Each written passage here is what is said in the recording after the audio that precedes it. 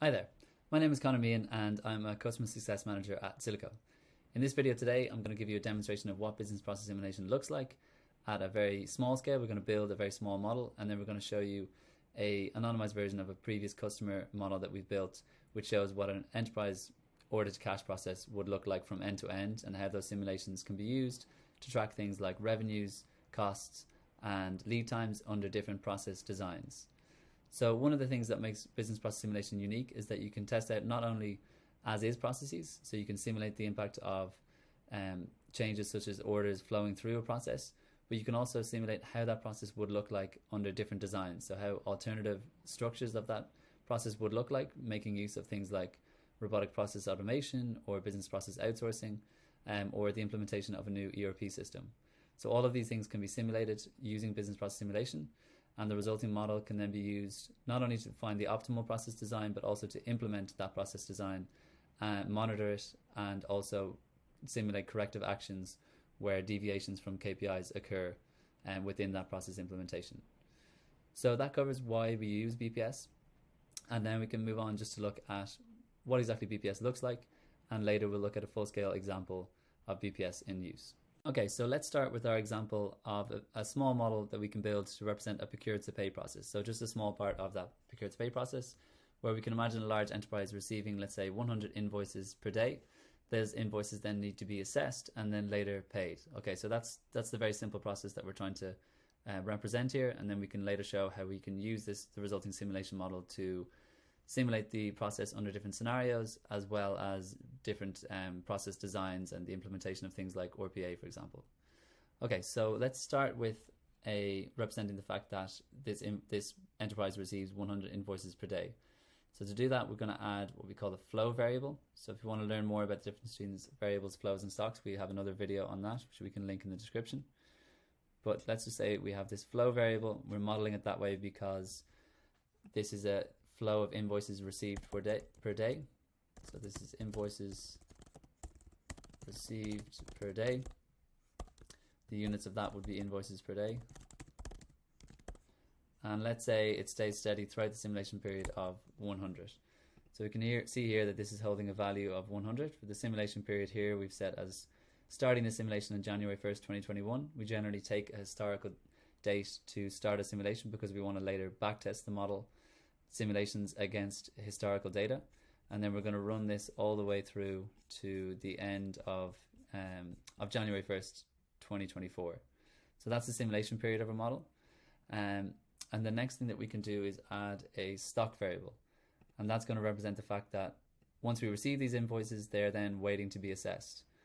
So we're going to call this invoices waiting to be assessed. And we'll say that we started the simulation period with 0 invoices waiting to be assessed. And you can see here, as you receive invoices, they accumulate within the stock variable. So over the simulation period, these 100 invoices per day start to accumulate here. But obviously, in reality, those invoices aren't going to accumulate there forever. They're going to get assessed. So we can introduce another flow, this time an outflow from that stock, which we can call invoices assessed per day. Okay, and then we'll just finish the structure, and then we'll later quantify that as well. So to finish the structure, we can add another stock variable, which is say once they become assessed, they're then waiting to be paid. So there are invoices waiting to be paid, and then after some time they get paid. So that's another outflow from that stock. So invoices paid per day. And then finally, we can kind of track, as more of a metric more than anything else, we can track the total number of invoices that have been paid, just so that we can later compare different structures, process designs, and see how they compare under this metric. Okay, so that's the basic structure. Invoices come in, they're waiting to be assessed, they get assessed, they're then waiting to be paid, and then they finally get paid. So let's now look at what determines these flow rates here. So the invoices assessed per day, obviously you can only assess invoices which are waiting to be assessed. So that's one factor. We can draw this causal relationship here between the stock and the flow. And we can also introduce the limiting factor, which of course in this case would be staff to assess the invoices. So let's say that we have a number of FTEs assessing invoices. Let's say in this case we have 3 assessing invoices, and then we have a productivity of those FTEs. So we can say the max invoices assessed per day per FTE. That's kind of like the productivity of each FTE for assessing invoices. And what that's going to tell us essentially is the max number of invoices that can be assessed based on staff capacity. So max number of invoices assessed per day.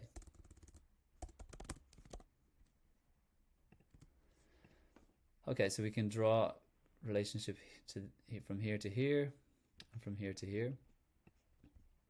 And then what we're saying basically is, let's say the max invoices that they can assess would be 20 a day. And if we multiply one by the other, so we have 3 FTEs working on this, they can each assess 20 a day. They can do 60, the team can do 60 a day in total. So then we can draw that as another factor here. And then we can say that the invoices assessed per day, we can write that as a min function of the invoices that are waiting to be assessed or the capacity of the team. So either one or the other is going to be the limiting factor there. In this case, you can see that the limiting factor is actually coming from the team. So if there's 100 invoices coming in per day, it's 100 accumulating here per day, but your team can only manage 60 per day, then that's why that's the limiting factor here, and that's why we continue to see a backlog increasing. However, if let's say we were to increase this to 6 members of staff, then we can see that your capacity increases to 120, but still you're only receiving 100 per day, so you're only assessing 100 per day as well. Okay, so that covers that. We'll bring this back down to 3, and then we can do the exact same structure for the paying of invoices. So we can just say the number of FTEs paying invoices per day, the max invoices assessed or paid per FTE, per day per FTE, and then the max number of invoices paid per day for the team as a whole.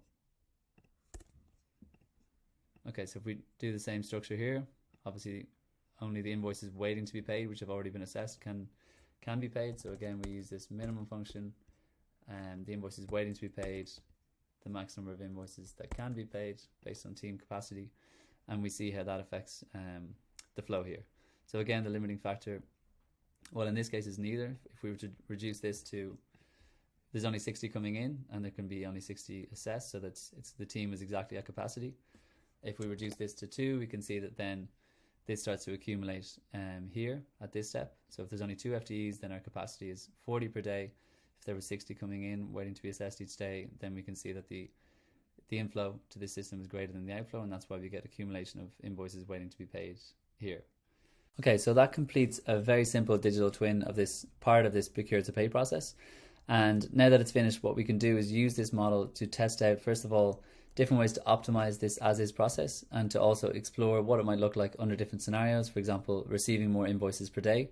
And then we can also look at what would happen if we were to change this process entirely. So not just optimize the as-is process design, but actually change the steps in the process, maybe automate some of those, introduce a new ERP system, or outsource of those to BPO organizations. So first of all, though, let's look at optimizing the as-is process. So in this case, we can see that we're not doing too well in terms of the fact that there's large backlogs of invoices waiting to be assessed and waiting to be paid by the end of the simulation. So let's look at maybe increasing the FTEs in the process, or either increasing the FTEs or increasing their productivity. So we can add a new scenario, and we'll call this higher FTEs, or more FTEs at in the system. And we can say, okay, well, here there's 3. What if we were to increase this to, let's say, 5? We can see here that now there's only a backlog of 100 at the end, so we're actually matching what's coming in with what's coming out. But what's still happening is that the backlog here is actually increasing further. So we've locally optimized, we've optimized this step of the process, but by not looking at the whole system, we've actually not really improved anything. In fact, we've increased our costs because we've increased the number of FTEs allocated here, but we haven't actually increased the end result that we want to maximize, which in this case is the total invoices paid. So you can see that actually remains the same, even though there's more employees in the process. And the reason for that is that we've just shifted the bottleneck from assessment of invoices to the paying of invoices. So the paying of invoices stock actually grows even faster. And what we really need to do is allocate FTEs here as well. So then if we were to increase this, let's say to 3, then we can see we actually are getting a genuine increase in the total number of invoices paid. But increasing FTEs obviously isn't always the way that we want to go. For cost management, we might want to kind of stick with, let's say, a allocation of 3 and 2. And let's imagine that we just want to allocate those optimally across the different steps of the process. So that's something that BPS can help us do. And the tool that we would use for that would be the optimizer. So we can go to Silico's optimization tool. We can create a new optimization. Let's call it FTE allocation. And what we're going to do is basically allow it to tell us what the ultimate kind of allocation between FTEs paying invoices and FTEs assessing invoices should be if we have, let's say, just 5 staff to allocate to that process. So the objective in this case could be to maximize the total invoices paid, if that is our objective as a business. And let's say that we have a sample budget of 3, which just means that we're basically going to run this optimization 300 times. So we're going to run the model 300 times to find the optimal allocation. So here we can see by the purple line how much we've improved the situation by doing this optimal allocation. So in this case, it's instead of 3 and 2, it's pretty much 50-50 split between assessing and paying invoices. And we can kind of explore that within the model. We can see here that this purple line represents how much more invoices we've processed by the end of the simulation period thanks to this new allocation. And we can export that to understand why that is. And we can see interesting things like, even although this is optimal outcome here in terms of processing invoices, at certain local steps of the process it might actually look suboptimal because actually our backlog here is now larger for this step of the process. But that doesn't really matter when you take a look at the whole picture. So that's what BPS is really useful for doing, is kind of seeing how you join together all of these local steps and see what the optimal way of organizing them is as a whole, as opposed to just optimizing locally. Okay, so another thing that we can use this model to look at is what would happen if there was a higher number of invoices coming into the system. So say we're expecting to grow the business and we're expecting to have to purchase more goods in order to do that. And so we're expecting growth in invoice volume.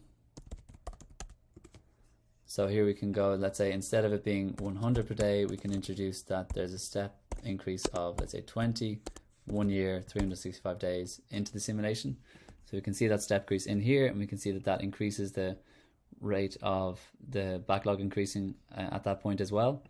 And we can say then, well, in this case, okay, we could still try to keep the existing process and reallocate FTEs or increase the number of FTEs, but maybe seeing as we're expecting this growth in invoice volume, instead of just optimizing the as-is process, we should actually look at exploring new process structures entirely. So new ways to design the process. It could be, for example, introducing a new ERP system, which might automate some of this. It could be to outsource the assessing and paying invoices to a BPO organization. Or it could be to introduce, for example, robotic process automation to do this in-house, but in an automated fashion. So let's look at one example. You could model basically any kind of process that you could imagine, but let's just take one example where we're considering what would be the ROI of introducing robotic process automation within this particular model. So what we can do in that case is copy this structure. So this is the kind of as-is structure, and we can now copy it and say, well, if we were to introduce robotic process automation, which could basically, once invoices get assessed, so we still want to keep that in-house, and once invoices get assessed, maybe the payment of the invoice is done via robotic process automation. So in that case, there's no FTEs required at that step. Those FTEs can now be reallocated to assessing invoices instead. So we can delete this structure here, and we can say that instead, to represent what robotic process automation does, is that once they get assessed, they automatically then get paid on pretty much the same day, let's say. So this is going to be an immediate flow, and it's going to basically take whatever is waiting to be paid. That's going to happen automatically via robotic process automation. And we can see now this is what the structure, this is what the process looks like with that step automated. And we can see that by the end of the simulation period, we're now doing 65,000 total invoices, whereas here we're only doing 43,000. Okay, so obviously to complete that model, what we'd want to introduce is the full cost of implementing robotic process automation so that we can get a true picture of what the return on investment would be, and also the dynamics of how that process would happen. So, the transition from the as-is process to the to-be, modeling all of the dynamics there would be really valuable. And then, of course, once that new process is in place, we'd want to monitor it using a digital twin like this.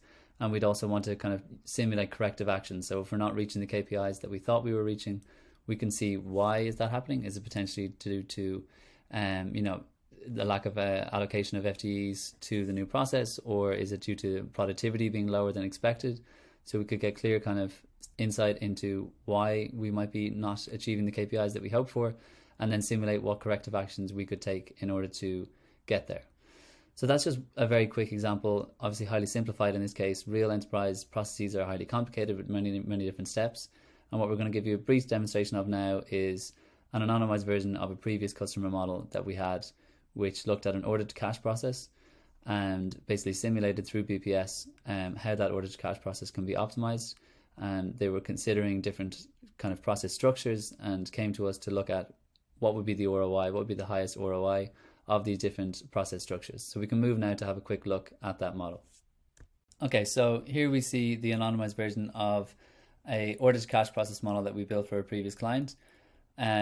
What you can basically see is what we describe this as a full digital twin of the order to cash process. So this is built using the BPS methodology, and essentially this allows you to simulate and understand the optimal process design that you could have for your order to cash process, considering any number of combinations of different steps, introducing automation, introducing new ERP systems, outsourcing. All of these different steps could be combined together in various different configurations, and BPS allows you to find what is that optimal configuration.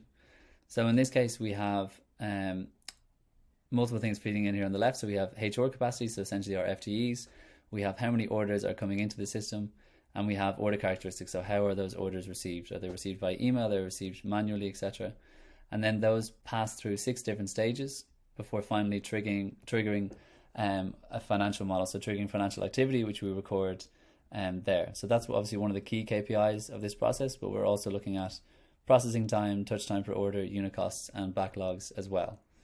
And we can dig in to get to the underlying level of this model by looking at, let's just say, stage 1. So we have some resources that are allocated to stage 1. They help with the process flow, and then there's some KPIs resulting from that particular process. So if we dig into the kind of ground level of the model, what we see here is very similar to what we saw earlier in the video with the Procure-to-Pay process. So we have an as-is process structured like this, and we have FTEs kind of acting on different flow rates here. And we can show, okay, well, if this is the process as is, what if we were to introduce, in this case, let's say an ERP system? So one type of ERP system can help us maybe split the flow of orders in 2 different ways. And we can look at what the outcomes of that would be. And then we can look at maybe a more advanced ERP system for this stage, which is going to fully automate the process. And we can do the same thing for stages 2 to 6. So we can look at how can we change those different stages, and what's the optimal kind of, for each stage, or the combination of process changes for each stage, what's the optimal configuration of those changes. So we can find from end to end what's going to be the most efficient way that we can take care of this order to cash process based on all those different kind of metrics that we've looked at so far. So obviously looking at the model with this level of detail isn't something that a senior executive decision maker might have time for, and that's why we've built the dashboard feature. So the dashboard is really where senior decision makers interact with the model, so they can look at different scenarios. They can explore how an order growth rate, if you increase the order growth rate, for example, we can look at how that's going to increase the orders coming in. And then we can look at how is that going to affect backlogs in the system. So the red line here is our as-is process. So that's showing what the backlogs would look like at the end of the simulation period with our as-is process. This is with the ERP system 1, the blue line, and with the green line is showing what it would be with the ERP system 2. Then we can also look at lead times. We can simulate that. So we can see that the ERP system 2 has had a really big effect on reducing processing time per order. Again, because it automates a lot of that. And if we're doing that faster, if we're doing our order to cash process faster, we're then generating revenue sooner, which means that we're getting more cumulative revenue by the end of the simulation period as well. In this case, because it's a subscription product. And of course, we can look at costs per order as well. and looking at the cost of implementing these different ERP systems so we get a true measure of the ROI of that transformation. So that's just a quick introduction to this BPS method, and this is just an example, I suppose, of what we've done for previous customers. We'd be very happy to answer more questions that you might have of how BPS can be used for your own business. So feel free to reach out at sales@silicoai.com or our website silicoai.com. And you can also check out the guide that we have on business process simulation, which we'll share in the description to this video. And that gives a good overview of what it is and also how it differs to other methods such as business process mining and business process mapping. So thanks again for your time. I hope that's been useful, and we hope to hear from you soon. Take care.